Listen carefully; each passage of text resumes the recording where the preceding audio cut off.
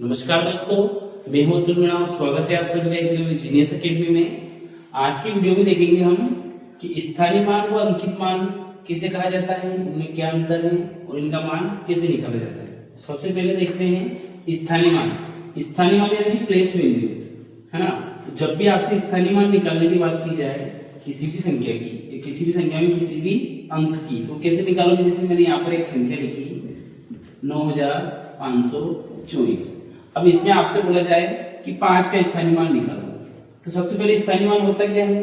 स्थानीय मान यानी किसी भी संख्या में किसी भी अंक का स्थान, वो कौन से स्थान पर स्थित है और जिस स्थान पर वो स्थित होगा उसका मान आपको लिखना है। जैसे स्थान कैसे, जैसे ये इकाई का स्थान है, ये दहाई का स्थान है, ये सैकड़े का स्थान है और ये हजार।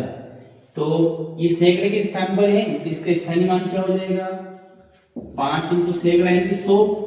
तो आंसर क्या आ जाएगा हमारे पास 500। इसी प्रकार से आप किसी भी संख्या में किसी भी अंक का स्थानीय मान निकाल सकते हो। जैसे कि यहाँ पर 9 का निकालना हो तो 9 कौन से स्थान का है हमारा, 1000 की, तो 9 गुणा 1000 आ जाएगा।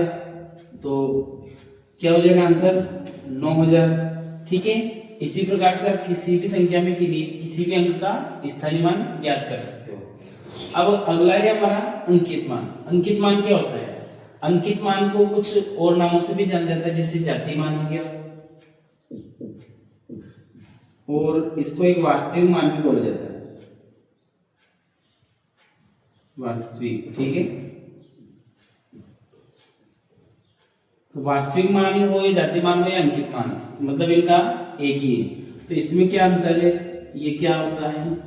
तो अंकित मान यानी किसी भी वस्तु का जो मान आपको दिखाई दे रहा है अंकित यानी लिखा हुआ, वही उसका अंकित मान होता है। या वास्तविक मान, जैसे कि 4 का वास्तविक मान क्या है, 4 की वैल्यू 4 ही होती है, तो 4 का अंकित मान क्या हुआ 4, 2 का 2, 5 का 5 और 9 का 9।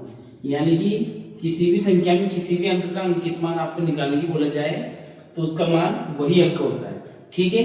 वीडियो अच्छा लगा हो तो लाइक और शेयर करें और चैनल को सब्सक्राइब करें। धन्यवाद।